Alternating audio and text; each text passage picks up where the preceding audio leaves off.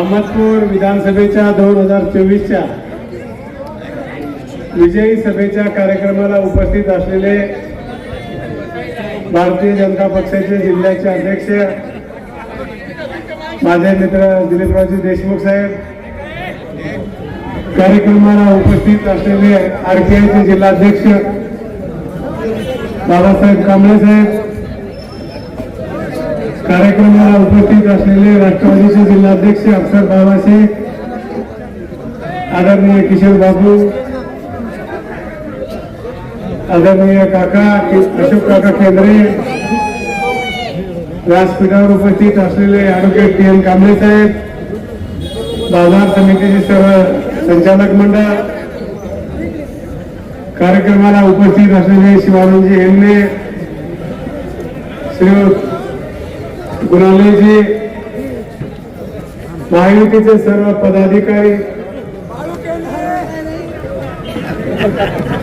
पत्रकार मित्र, भाऊक नेमले, श्रीकांतजी बनसोडे, लक्ष्मीकांत बनसोडे, उपस्थित सर्व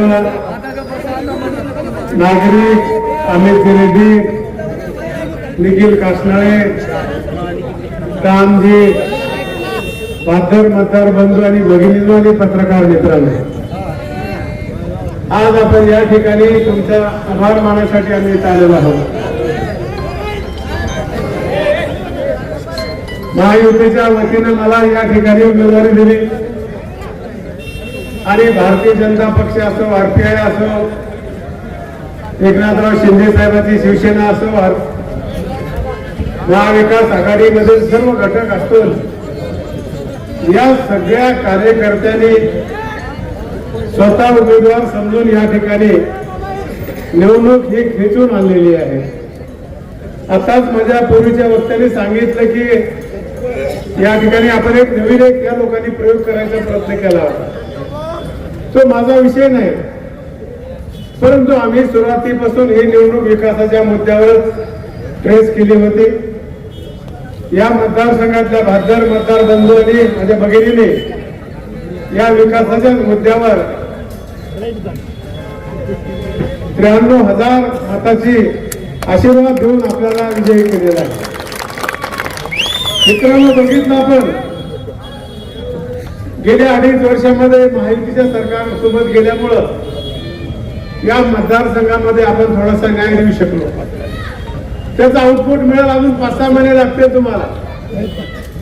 पण मी जे काही आपल्याला या निवडणुकीच्या माध्यमातून तुमच्याशी मी कमिटमेंट केलेला शब्द दिलेला आहे, माझ्या या विजयाच्या कार्यक्रमातला सगळ्यात महत्वाचा म्हणजे अंतेश्वरचं पाणी माझ्या मतदारसंघात आणून मला या मतदारसंघातल्या माझ्या शेतकऱ्या राजाच्या कपाळावरचा दुष्काळ पुसून काढायचा. MIDC आणायच्या, दुसऱ्या आमच्या दोस्तासारखा पोखराला गोळ लावायचं नाही. या तरुणाला काही वेगळ्या प्रकारचं शिक्षण देता येईल का? व्यापाराला देखील इथं सपोर्ट करता येईल का? आतापर्यंत आपण बघितलं गेल्या 5 वर्षामध्ये अतिशय शांततामय सर्व नागरिकांनी सहकार्य केलं. आपल्याला वाटतंय की एखादा नेता जर कुठल्याही पक्षाचा निवडून आला तर एक छोटस उदाहरण सांगतो तुम्हाला. आज स्वर्गीय टाटा आपल्याकडे नाहीत आहेत. त्यांनी कलकत्त्यामध्ये चिमूरला नानव नावाच्या गाडीचा कारखाना काढला. तिथल्या मुख्यमंत्री त्यांनी त्यांना त्रास द्यायची सुरुवात केली. 1,000 करोड काहीतरी खर्च केला होता ममता मुख्यमंत्री बॅनर्जीने.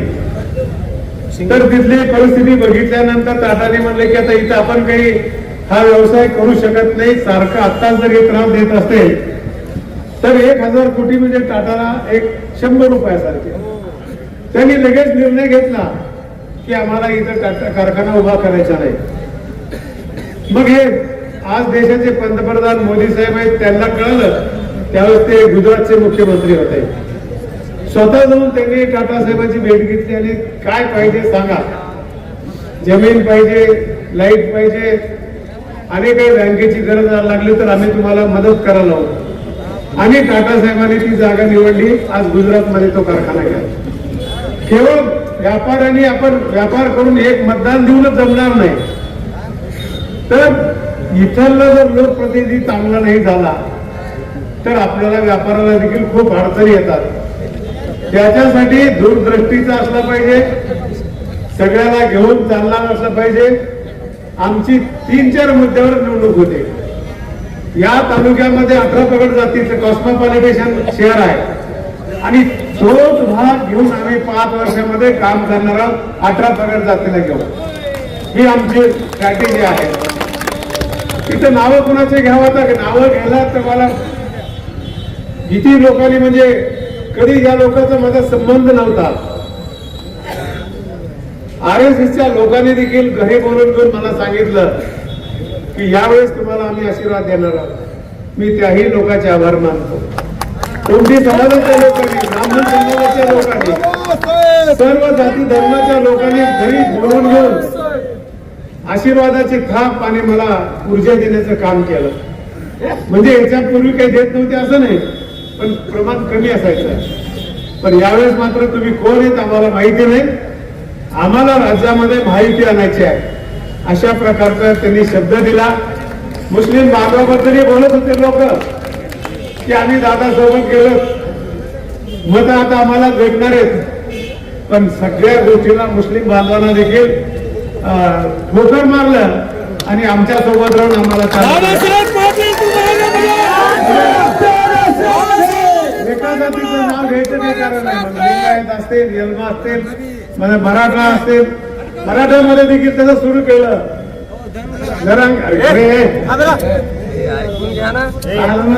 कळत नाही का मला बोलायचं काय, बोल मग मी बोल. हे देखील मराठा समाजाबद्दल संभ्रम केला की नाही, म्हणलं जरांगे साहेबाचा आदेश आहे, नाही येऊ द्या म्हणलं, काय असेल. आम्ही कुठल्याही जातीच्या विरोधात नाही. त्यांच्या काही प्रश्नासाठी तिथं जरूर आम्ही गेलो, त्यांचे प्रश्न सरकारलाच मांडले. धनगर हातकराचा जो प्रश्न होता त्याही संदर्भात आम्ही त्यांनाही भेटी दिल्या, सरकारला सांगितले की त्यांनाही न्याय द्या. मुस्लिम समाजाचं होतं, लिंगायत समाजाचं होतं. आमदार म्हणून काम करत असताना मी मतदारसंघाचा आणि महाराष्ट्राचा आमदार आहे, ही भूमिका घेऊन मी काम करायला पाहिजे आणि तेच केलेले आहे आणि भविष्यात हेच मला करायचे आहे. एवढ्या मोठ्या अपेक्षेला ज्यावेळेस देतात लोक निवडून, सारखं या ठिकाणी काही लोक निगेटिव्ह पसरण्याचा प्रयत्न करत होते की अहमदपूरला दुसरी बार नाही, दुसरी बार नाही.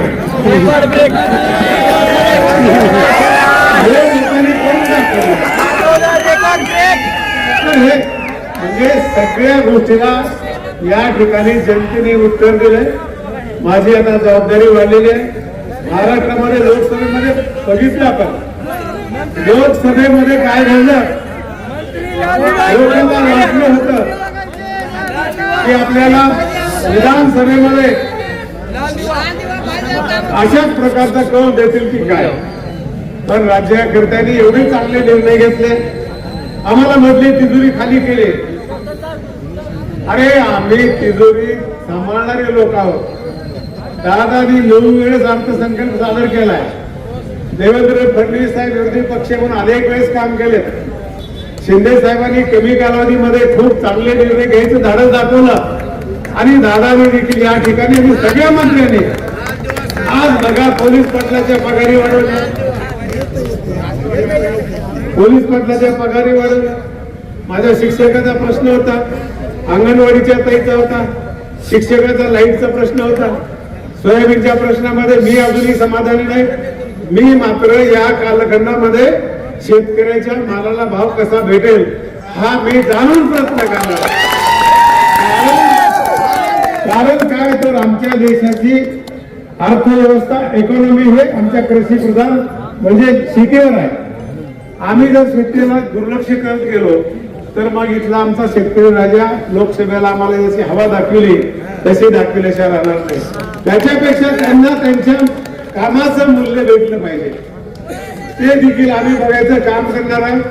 त्या कमिटीवर मी काम केलंय, अनेक गुरुगुरु त्या कमिटीवर होते आणि व्यवस्थितपणे मुद्दे मी मांडलेले आहेत. आम्हाला या तालुक्यामध्ये खराडकडे लक्ष द्यायचंय, संगीताकडे लक्ष द्यायचे, आर्टिस्टकडे तिकडे लक्ष द्यायचे, नवीन शैक्षणिक धोरण आहे तिकडे आम्हाला लक्ष देऊन आमच्या नव्या पिढीला कसं मार्गदर्शन करायचं. इथे जमलेल्या सर्व नागरिकांना माझी विनंती आहे की मे महिन्यामध्ये एक क्लास घेणार आहोत. त्यावेळेस शिक्षक, प्राध्यापक आणि विद्यार्थ्यांनी अहमदपूरला एक आणि चाकूरला एक की विद्यार्थ्यांनी कसे विषय निवडायचे, विद्यार्थ्याचा अगोदर आवड बघायची, त्याच्यानंतर बुद्ध्यांक बघायचा आणि त्याच्यानंतर मग त्याची फायनान्शियल परिस्थिती.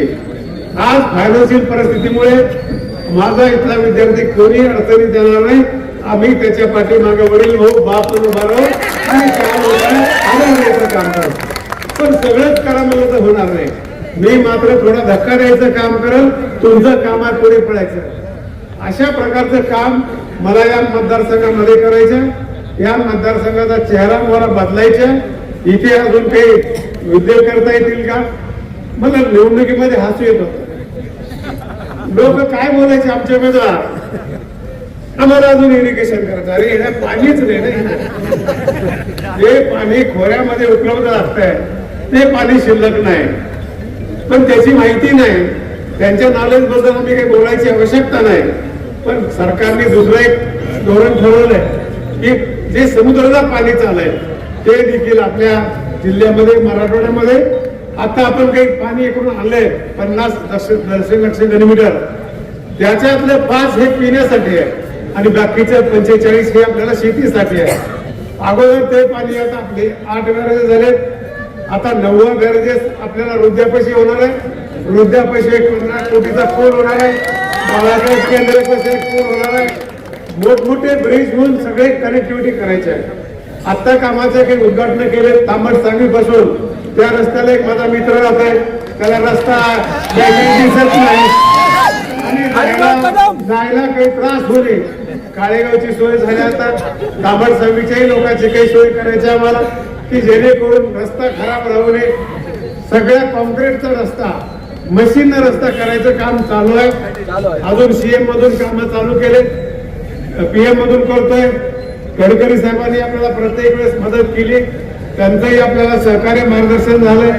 फडणवीस साहेबांकडे खातं असताना देखील आपल्याला बॅरेज मध्ये खूप मोठी मदत केली.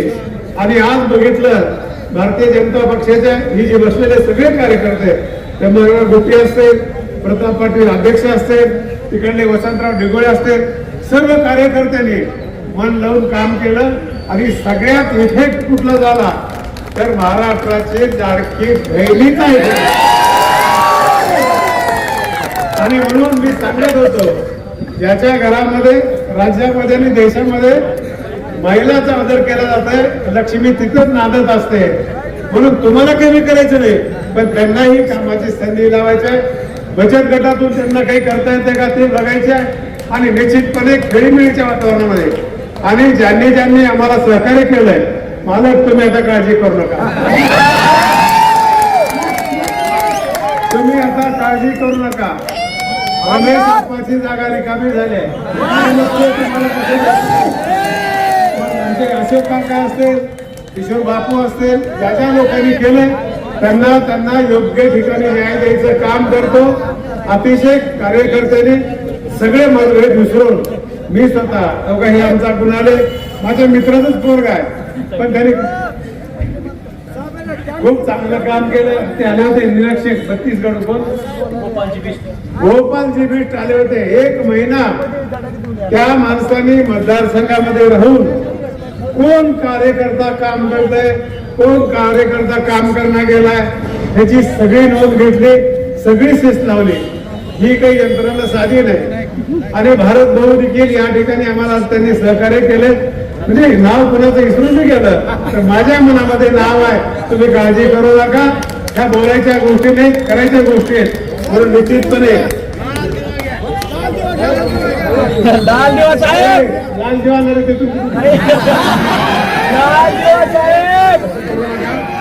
तुमच्या भावना चांगल्या आहेत, भावना चांगल्या आहेत.